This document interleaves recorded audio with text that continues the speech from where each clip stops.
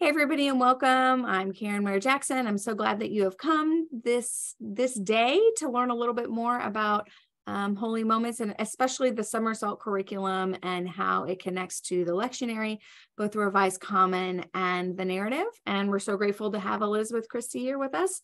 She is the creator behind all of this, and she can tell us, what she's thinking in terms of how these two can work together. Hey, Franz, glad to be here with you. Since it's a smaller group, I have a small PowerPoint or slides to show.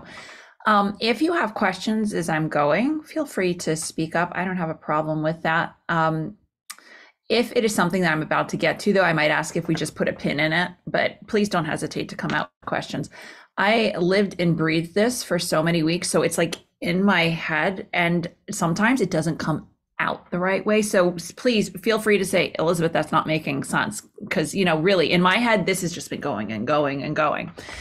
It's only in the last week that I felt comfortable taking down all the sticky notes that I had all over my office that delineated what had to be checked on what, and what links had to go where, and what date. It was wild over here. But this came about because we are hearing from more and more people that they want more I shouldn't say useful, but they want things to be able to engage with families and to equip families to engage with each other. And I've been working on this for a few years within my own ministry. So everything that you're getting, I have used and tested with a whole group of people. And it's the stuff that everybody loves. In fact, I had to kick my kids outside while we're doing this because they will be jumping in here to tell you exactly what they love and what their favorite things are. And they'll be very loud about it. So they're outside playing right now. So I'm going to do a real quick screen share, bring up the slides. And here we go. So summer salt, this is our first holy moment. We're going to be naming each of the holy moments for each of the liturgical seasons. This year's summer, the first summer, is salt. And there are two portions to that. There's the congregational pack and there's the family pack. And you can purchase either one or you can purchase both. And I'm going to go into a little more detail about what each one has. So don't worry, this is going to go away, but you'll see this again. So the family pack includes family time capsule plans, board game challenges, read-alouds or read-alongs for every age and stage. And I say that very purposefully. These are, I don't always like to say age because we are all at different stages in our lives, and our age doesn't always fit into what stage we're at, the way we would think about it. So it's for every stage. If you like something from a certain grouping, use that go for that stage. So think of it that way. On the road travel activities, because we've all been in the car or some sort of vehicle with people that want to get there already, and you want things to do with them meaningfully rather than, will you please sit down and be quiet and just sit there and eat your Cheerios while we drive for another 20 minutes. You want to put your best foot forward. Visio, divina practice, and I'll go into that a little more. Family hikes, collaborative art prompts, and bedtime blessings. These are all in the family pack. Here are your options for the way I see it. Maybe you've got another idea. So if you do share, but options for distribution. And this is for people that have purchased the family option for their congregation size. If you bought just for that one family, like the $10 option, and it's for one family, you have the ability to give that to that family or use it with your family. You can't distribute it the way we're going to talk about here. If you decide that you want to do this for your congregation, I want to say it's maybe another $20. Let us know. We'll figure out a way to make it so that you can do that. And make it easier for you. So you can print and mail some of these things to people, but I will tell you that my generation and younger of parents, we're not necessarily into the hard copies of things, which is why I would look at making a Dropbox or a Drive file that you can easily share with families. Everyone in my generation and younger has that on their phone, and they will just click and bring things up to use when they're sitting in the carpool line, when they are waiting to get into the beach and the line is too long, when they are waiting to go get the roller skates and the line's too long, that sort of thing. Or you can text or email things to people. People are reading email. They are not responding to email. They are sort of responding to text. If you don't want a response, email is probably the way to go. There are automated systems for texting and emailing, and those are my favorite things ever because I can do the job once and set everything for certain times to send. Then I don't have to think about it. So those are your options for distribution, but if you have another idea, please feel free to share that. Here's what I would do. Oh, I'll tell you what we're doing with the family stuff. Go. We're going to print it and we're going to pass it out. Our vacation Bible school is at the beginning of the summer. And so I'm making like kits for all of the families and I'm going to send one home with all the families. I might do some texting. I may be texting some of the things throughout the summer, but see, that makes sense because your VBS people, I forgot to factor them in. They aren't necessarily your congregation members, and they're not necessarily going to be up with you sending links or texting or whatnot. Giving them a physical packet is a great idea there. We may put a QR code on the front for a Dropbox or a way they can access it electronically. So yeah. Oh my gosh, people are loving QR codes lately. Like they are everywhere. Have you all noticed that?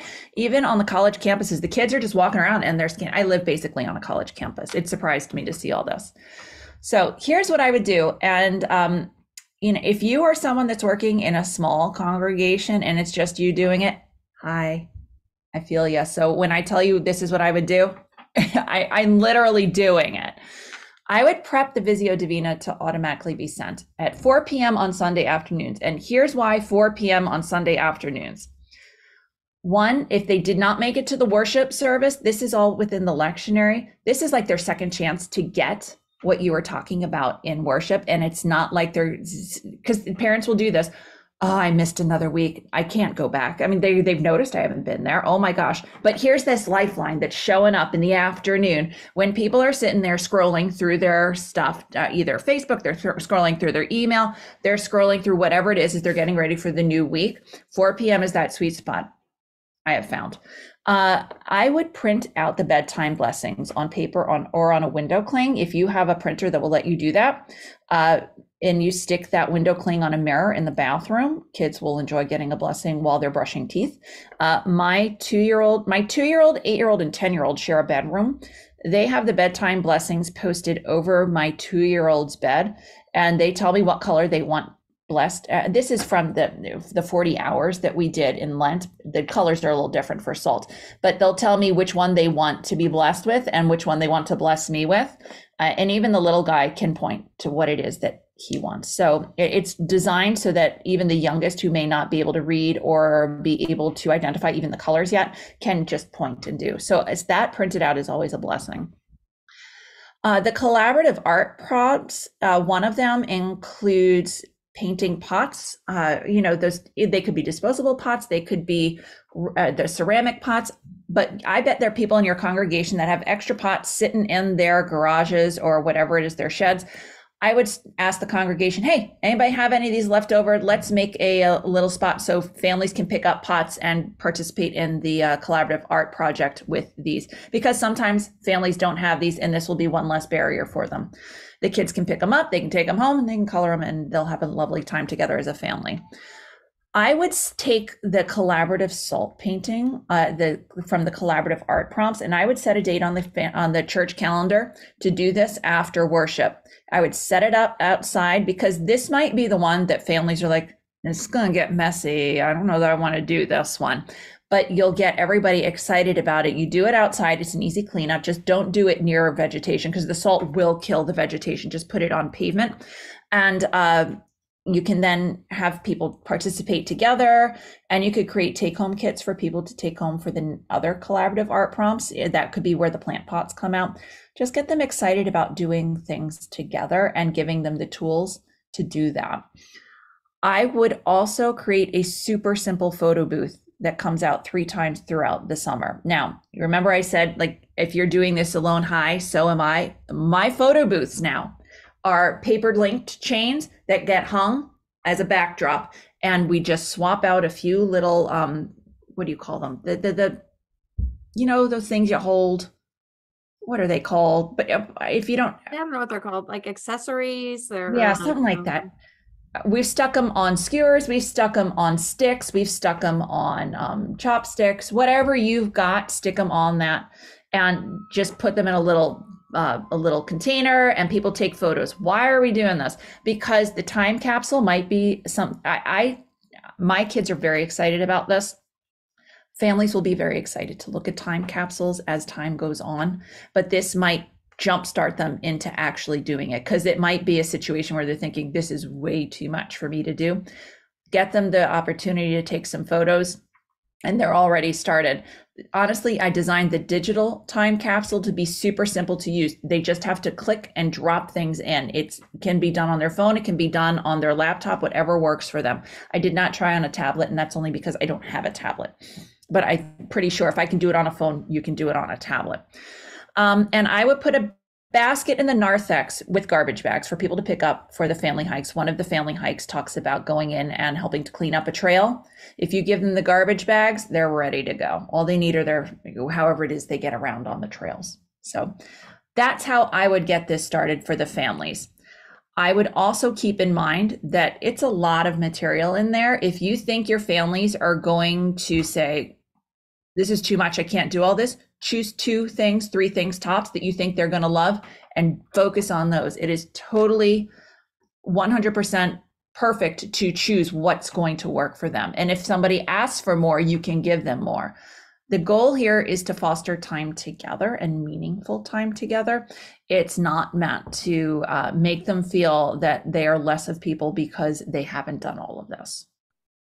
So, question, you mentioned the Visio Divina. Does that work with the lectionary? It does. Lectionary, Revised So, Common? yep, I was going to go into that, but here, why don't I do that now? So there are 2 sets you'll see in here. There's one for narrative lectionary and one for Revised Common Lectionary.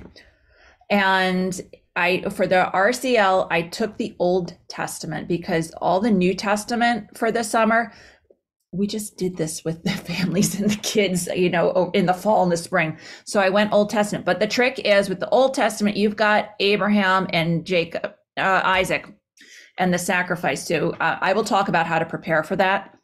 Don't worry, it's not my favorite, but I will talk about how to do that. I would not do that one in a vacuum. I would not just send that one out to families and say, have fun with this one. No. So there is one for each week. And I made it so that you can easily text it to families. There is one link on each of those slides that will, if you click on it, it takes you to the scripture. It's meant to make it easy. If you're going to text it, use the PDF version. It will come out just fine. If you put it, say, in a closed Facebook group, you're going to have to use the PNG versus the PDF because you can't always put the PDF up there. All you have to do then is put in the comments a link to the scripture. You want it to be easy for the families to be able to click and read the scripture because they're not always going to run and go find the Bible or find it on their Bible app. That's what I wanted to say about that. And it always ends with what picture you would choose to go with this scripture. So, and they'll go through their photo apps to find things that would connect with the scripture. I feel like I did a very incomplete job explaining that. Are there specific questions about that? I'm going to stop the share for just a sec so I can see your faces. Did that make any sense? So I think so. So, like if I set out, we use a texting program through our church management software. I think I can send a PDF with it. Let's assume I can. I've done it. And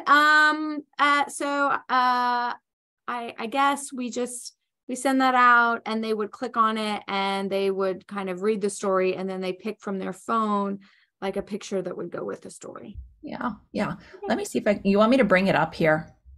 Let me bring this up. Sure. I mean, in theory, I've looked at it all. Oh, but believe me, I know. I just want to bring it up. So I looked at the titles of it all. One sec. I'm just going to click on the first one I've got here, and it's Narrative Lectionary July. So I'll do a share screen.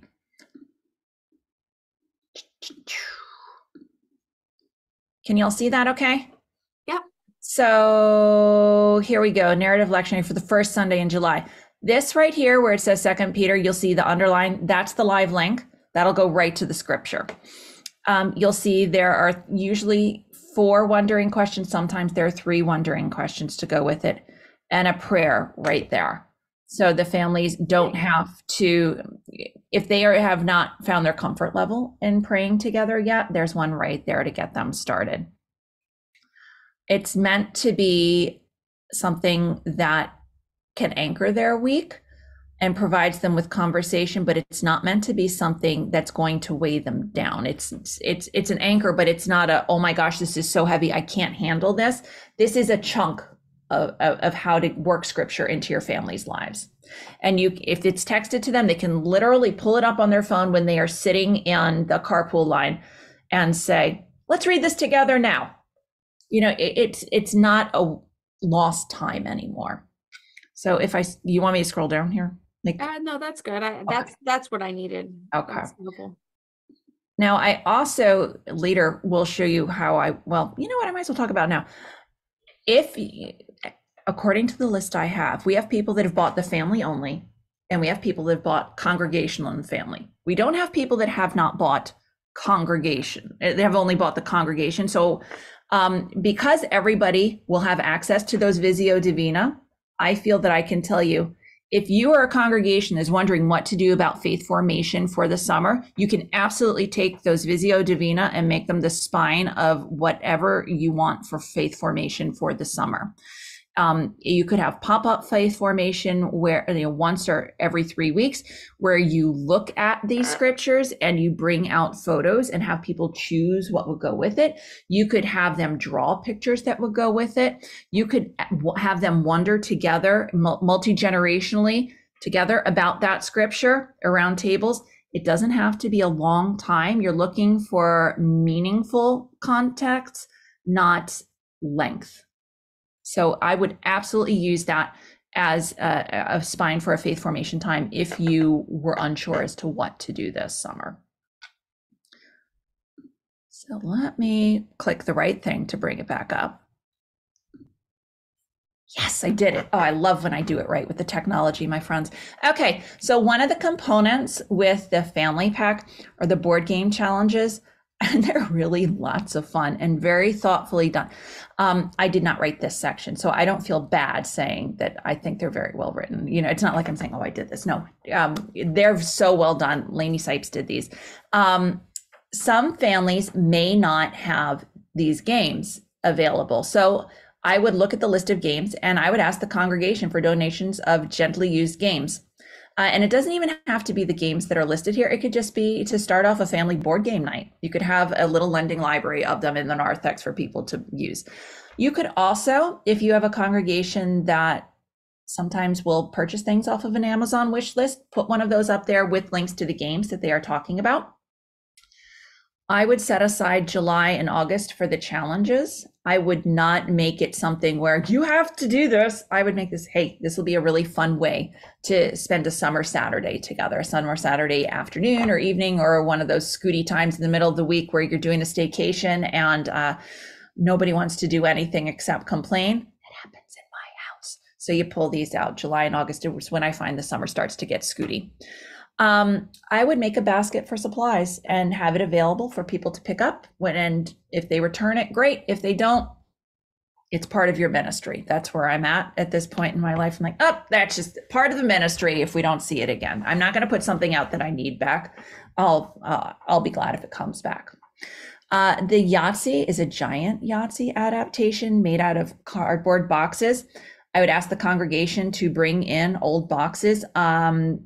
I would put a size limit on it, and I would have a definite place where you're going to put those boxes because your trustees or whatever your congregation calls your people that are in charge of the building, they're going to get a little antsy about all the boxes that will show up. So have a definite plan for that, but that can be a stumbling block for families if they don't have enough cardboard in the house.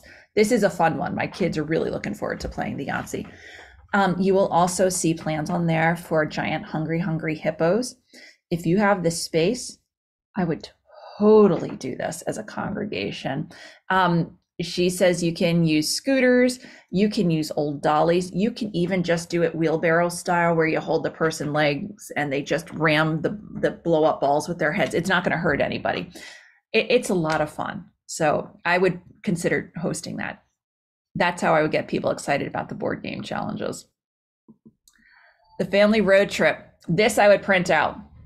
I would absolutely print this out, but I would also create a Dropbox or a drive link, because we all know that when you get into a car, you think you've got everything, but then things get buried, or the dog sits on it, or, you know, the chocolate milk gets spilled, things happen. So if you have a Dropbox or a drive link for families to access it, that will also be a big help. I would consider having a little on-the-go travel bag of treats to give to families.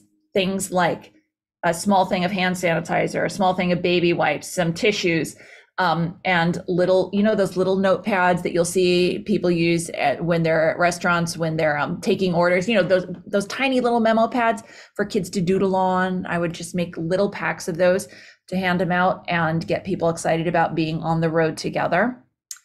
There are a lot of really neat things in this guide. This was written by Reverend A. Williams, and one of the things that we're loving the most in my house are the podcast recommendations. We have been listening to a bunch of them lately. We were not podcast as a family people before this, and lots of fun. So definitely give a listen to some of the things mentioned on there. There's the God Bingo that I whipped out. We have been driving back and forth to our piano studio a lot lately, and it's an 1.5 hour round trip. So we've been playing God Bingo. This is not exactly the road trip that most people dream of, but that's our life right now. Another thing I would consider doing, my husband set this up for me a few years ago, which is why I can confidently say, if I can now do it, so can you, because I am not super with this. You can set up a Google map where people drop pins of where they've been on their trips. It's not like a stalkery thing, like, oh, let's find the exact location of where this family was. It's a, you know, it just says, hey, we went to St. Louis, or this family was in Indianapolis, that sort of thing. There are ways to put photos from the trips on there, but you don't have to do that. But it'd be fun for the congregation to all put on that map, this is where we went together, or where we all went, and we're all still part of God's great big family. And isn't it amazing to see all the different places that this church went throughout this summer? Just a fun visual. In the family pack, you're also going to see the read togethers. So I'm going to turn my computer for a second. This is my desk, which was someone's dining room table, and you'll see stacks of books. I think you can see them. I can't really see what you're seeing. That's like half of the books that we recommended in these read togethers. Every single book that's in here, I've read with children, and they're honestly quite wonderful. The children love these books. They love having other people read them with them. They love being able to talk about them with their friends. What I would do is consider doing a book reveal and getting people excited about the books in there. So let's say I scheduled a Facebook Live time or a Zoom call, and I was going to introduce some of the books. I'm just grabbing a stack here, and I would go, all right, so here's what we've got, guys. This is what we have coming up this summer. You can't see the titles. Let's see if you can guess what book I'm talking about. And then I choose one off the pile, and I would maybe like quickly accidentally flash it at them and say a little bit about the book and say, does anybody know what it is? And let them guess, and then show them the cover and say, yeah, this is our selection for da da da da da.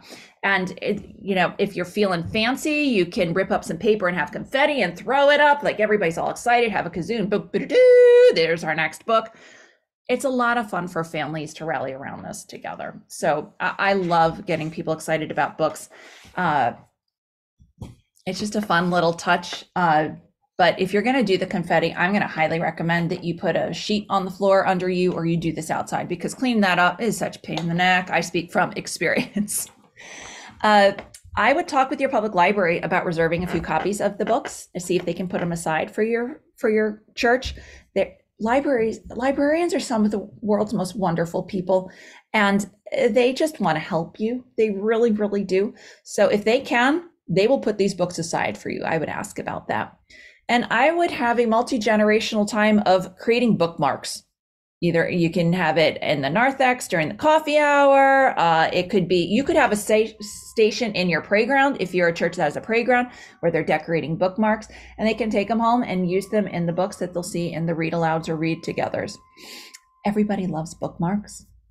So I would totally make it multi-generational. It could also be a care package for a family you haven't seen in a while. Hey, we're thinking of you. Here's some items you could use to make some bookmarks. I hope you know that I hope you know that you matter to us, something like that. Don't say I hope. I want to say I hope to see you soon, but I hope to connect with you soon, I think is a little less weighty, shall we say. So that's what I would do with read-togethers. Moving on to the next pack. So we talked family pack. I was going to go into congregational pack. Does anybody have questions about the family pack before I talk about the congregational?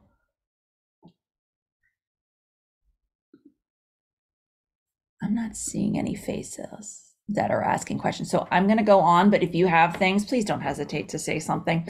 Okay, your congregational pack has a VBS alternative called All Together Now, and it's based on the Summer Reading Club theme. It's the whole country's theme, All Together Now. You should be seeing this at your public library. I worked on this with a friend of mine who's in camping ministry. She put some amazing stuff in this VBS alternative. Family retreat plans. I have done every single one of these retreat plans with groups of people and multi-generationally. So much fun. You'll see connections to this library summer reading program All Together Now, 4 different ideas of ways to connect with that particular program. A few different mission projects, bedtime stories and prayers plan, out the door blessings, and plans for a parent caregiver book club. And of course, this is not, there we go. So this is what I would do. I would take one afternoon and I would get myself my favorite snack and I would get my favorite seltzer and I would squirrel myself away in the office for 3 hours and I would bang this out like in the next week or 2. I would get my calendar together, and I want to make sure that I say this right. I have my notes right here. So I would look at my calendar and I would look at the church calendar and I would get things on the church calendar now. I would schedule 2 retreats from their 3 to choose from. I would aim for at least 2. I would look at the All Together Now, the VBS alternative, and decide if I want to do that in a week, if I would want to do a few Sundays in a row, if I would like to sub this in for my faith formation, if I wanted it to be a midweek experience, whatever works for your congregation, I would decide it here and I would get that on the calendar. I would schedule at least 1 mission project from this pack, and I would choose a time that's after worship when I already have people there, but I don't know your particular congregation. You do what works for you. I would get bedtime stories and prayers on the calendar and get that going. Now, some of you may have questions on bedtime stories and prayers. I'm going to put a pin. You know what? I'm just going to talk about that right now. I have been doing bedtime stories and prayers for 6-7 years now for 3 different congregations at this point. 3. And it gathers steam everywhere I have gone, and it is a wild success. I just started with another congregation about this is our 3rd week of it. 3rd or 4th, I can't count. I have to look at the attendance. I'm sorry, y'all. Anyway, this is a congregation that's in about an hour south of where I live. So it's not my congregation. I'm consulting with them and helping them with this. The families are now starting to get to know me, but they did not know me when they started this. And let me tell you who's coming to bedtime stories and prayers. This is a family a congregation that's just outside of Philadelphia.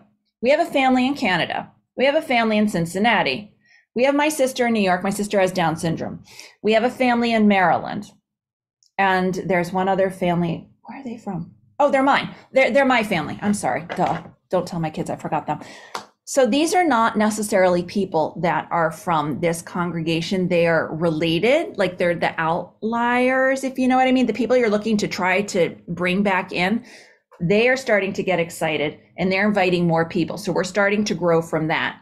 We've now invited the nursery school, and I've got 2 messages from nursery school people. What time is this at? How do I access this? Can I have the Zoom link? So it's starting to grow that way. These are not the people that they're ordinarily seeing in their faith formation time on a Sunday. These are people that are just related to them and are looking for a way to come in. So at Bedtime Stories and Prayers, we are 7:00 on a Wednesday evening, and it's usually about 7 to 7:20, 7:25, somewhere in there. We gather, we say hi, we see how the week was, we introduce the book, we read the book. I always start off with laughable books because everybody unites around the humor. And then we move into prayer requests. And I'm telling you, it's magical. The children wait for the prayer requests. Even the first week with this group, that they did not know me at all, they had the prayer requests. They were not shy at all. They were bubbling out of them. It was glorious. Leave time for prayer requests. And then we close and everybody heads up. We bless each other and we head off to bed. Everybody's ready. We have a kid that joins us in his car coming home from swim lessons. Like, it's come as you can. If you haven't tried this, summer's a great time to try it because people are traveling. All right, that's enough about bedtime stories and prayers. I have a question. What ages are the kids that are coming? Elementary age. But, my sister is 48. But as I said, I don't focus on the age so much. The stage, she fits into that stage. Okay. My 13-year-old loves books. And all my kids love books. But my 13-year-old, it's that age where they're starting to really reach. And he still stands like right over there because he loves the books and he wants to hear it. And I'll hear him reciting along with Piggy and Gerald. Or he's like, I love this one. I'm like, come on in, Eli. It's all good. So older siblings will show up too. And are you reading a hard copy of the book, or are you finding books that are available on YouTube? So I read to them. Okay. And you know what? This is what I have this all set for tonight. I was going to do a reveal to them of what we're going to do for the next few weeks. And these books are all in your bedtime stories and prayers plans in your congregational pack. So I was going to introduce to them tonight and then show them each of them and have them choose what they want to read tonight as another way of helping them form their own group, their own small group, because they'll work together to agree on that. Every book you'll see in the bedtime stories and prayers for this season centers around the All Together Now theme. And I've read them all. They're all excellent books. I will say Boot and Shoe. I love Boot and Shoe. This is a great book, but these dogs unite and find each other again and the phrase is peeing on a tree. I changed the phrase a little bit. If you're comfortable with peeing on a tree, go for it. With my own kids, they love that phrase. But other people's kids that I haven't necessarily met, I change the phrase. And I also tell the kids before I start, now when I read the story, guys, I promise I'm going to turn it so you can see the pictures. But because I'm old, I need to look at the words and then I will turn and show you the pictures. I promise. You don't have to say, Mrs. Christie, I can't see the pictures. I know you can't because I didn't show them to you. I will turn it in a moment. And that always keeps it calm. Everybody's good with that. Because really, when you're on a Zoom screen, it is really hard to make sure they're seeing those pictures as you're reading, and your neck is going to crane. And then you're going to hear the kids say, I can't see, I can't see. Just forestall all that. All right. So the bedtime stories and prayers. These are things that I'm calendaring. I'm sorry. I totally digressed. Multi-generational summer reading club connections. I would choose 2 or 3 of those from that list you'll see in there.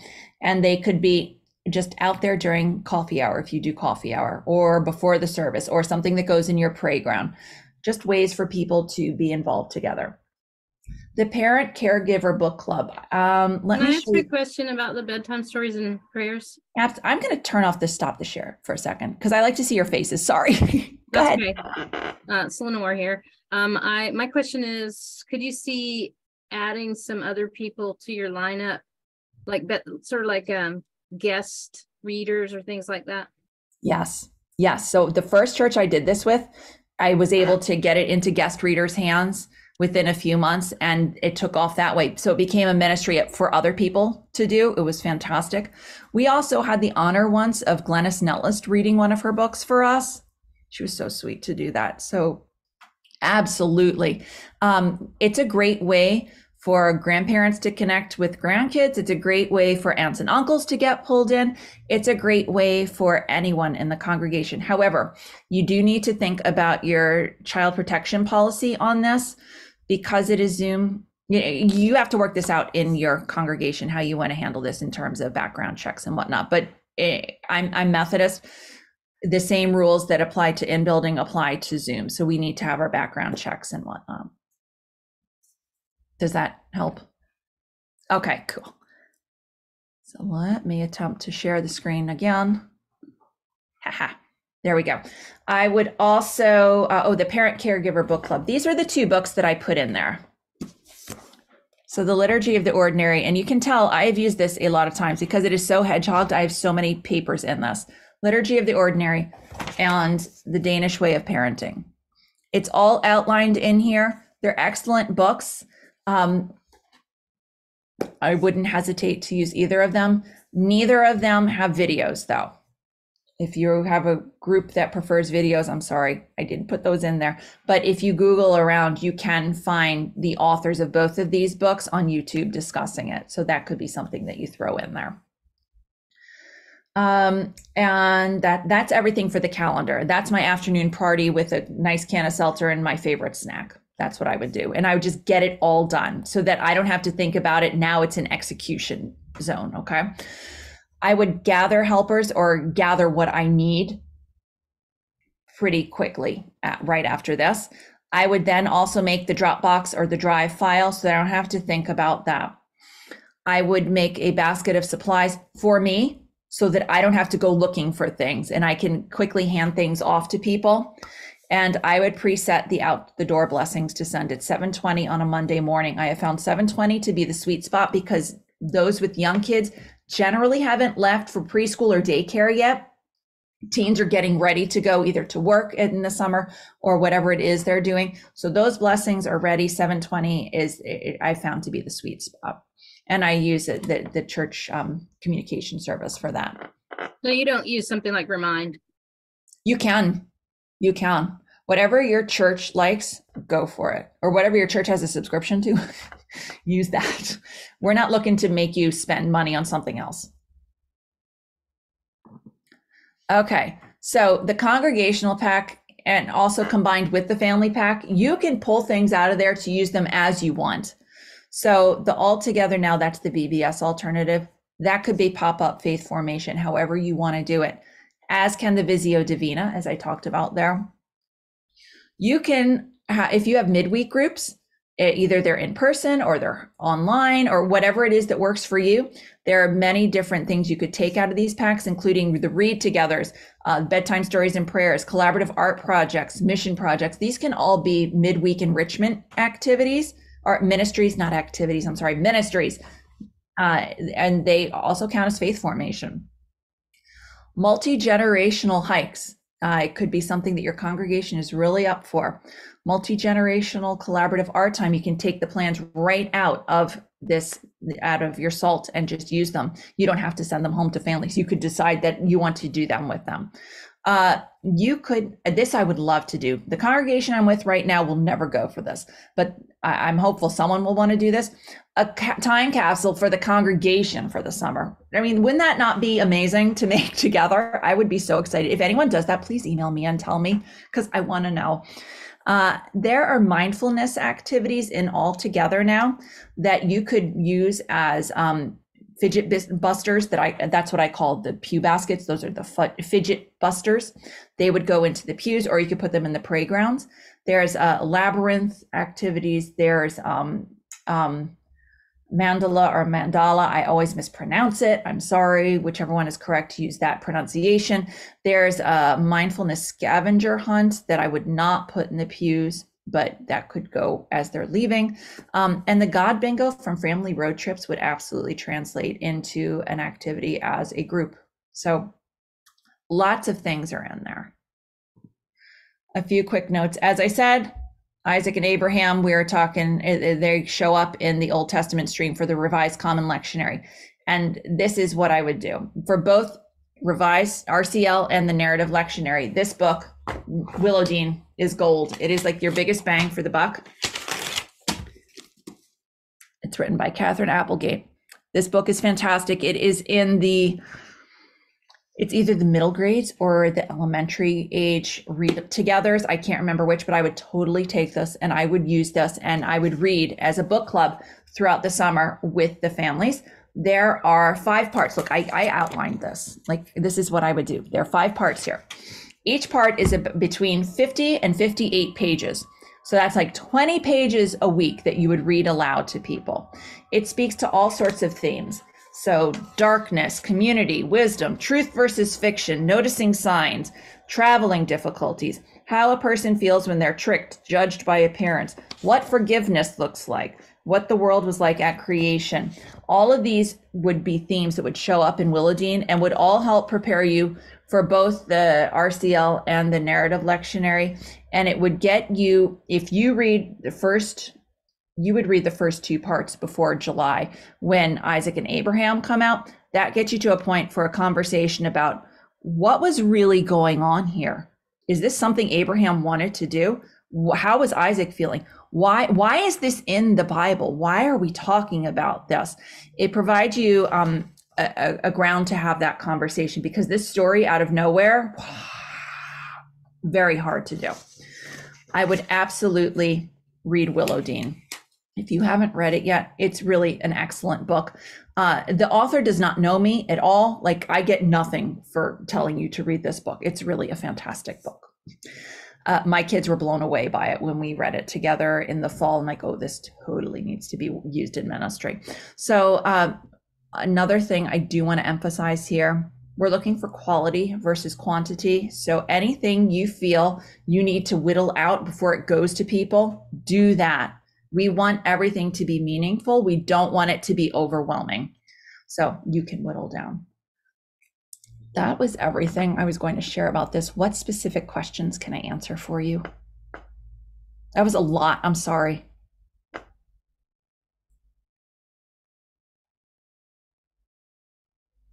Did I stun you into silence? I think Hallie's got a question.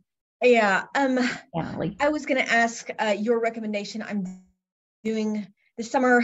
I'm doing kind of an we're focusing on intergenerational. So we're doing kind of a pop-up, what you would call a pop-up faith formation. We're doing a Bible and Fun in July and in August. And I really like some of these ideas that are in both of the packets. Which one would you recommend getting? And then just taking ideas from there. So I'm kind of struggling to, which one to get, either the family or the congregational guide. Or would you just recommend I get both? Okay, because I know Hallie, because I know what Hallie's doing this summer. Hallie, honestly, I would go for both, because I know your church size, and it should be reasonable and fit into your budget, and it will give you the flexibility. You wouldn't have to do as much planning, I think, to be honest. Okay. Because I would piece together, because you're not doing midweek, it's all on a Sunday, correct? Mm-hmm. Yeah. I would borrow from the read-alouds, the Visio, and the All Together Now, and the retreats for like a fun addition. So yeah, I'd do both. I would do both, Hallie. Thank you. I'm always looking for stuff for preschoolers, because we have a playground church that we have an outreach, a really great outreach for preschoolers. And so I'm going to make these kits for our vacation Bible school, and that's a little bit more elementary age, but I'm just trying to think like what will work especially for those younger kids. The bedtime blessings, sure. The bedtime stories and prayers, the bedtime blessings, the collaborative art projects, but also there is a water play retreat in there that is so accessible to all ages, but the preschoolers, and I put in a specific part in there for preschoolers. I would look at that. Very fun. Yeah, that might be fun for us to do in July at Playground Church. Yeah. It'll be plenty hot. Oh my gosh. North Carolina. Sorry. Yeah, fun. That's a good idea. I'm trying to think what else preschool wise that I would really zero in. I wasn't sure. I'll look at. I wasn't sure about the bedtime stories and prayers, because They are, I mean, they're preschoolers, but like Yeah. there's toddler, there's, Yeah. and they're not the younger siblings, the 3-year-olds or the older siblings. And so there's like babies and they're 2, 3, and 4-year-old or 18-month-olds and their 4-year-old older siblings. I would look at the young, preschool read-togethers because there's some really good ones in there. Mm-hmm. They're also, this one, there's a good mix in the bedtime stories and prayers of things that age level up and level down. You can just do picture walks, but this one, it's simpler text. Can you see this okay with my? I can see it. I think I was wondering, just with kids that young, if they can, in a read aloud situation, even when they're right in front of me, I can sometimes only get like 2 pages in. And so I wondered, especially if it was just me and my child and I can just put a child in my lap, it's a different story. But with a few kids and they're 2, 3 years old, it can be hard to get through. And I just didn't know if they would focus through a Zoom reading. That's when I would go more to the Sandra Boynton books, because those are pretty quick. Yeah, exactly. Just keep it snappy. Yeah. Red hat, blue hat, green hat. Oops. Sorry, can you tell I've done that book a lot? Any other questions I can answer? So what I'm going to do is stick my email address in the chat here. Also, I can't talk and type at the same time. There, it's in the chat. So if you have other questions as you go through things, feel free to ping me. I'll get back to you as fast as I can. Sometimes I have to wait till my 2-year-old goes to bed because he likes to type to all of you also. Special times. Thank you so much. This has been really helpful. Good. We appreciate all of you. You'll get an email with a copy of this recording. You can feel free to share that. We're not pulling registrations really from any of this. We just required it to protect the space. We'd love for you to share this information with anyone who would be helpful for. Thank you all. It's an honor to be in ministry alongside all of you. Really. Very much so. Bye, everyone. We wish you days full of peace and purpose.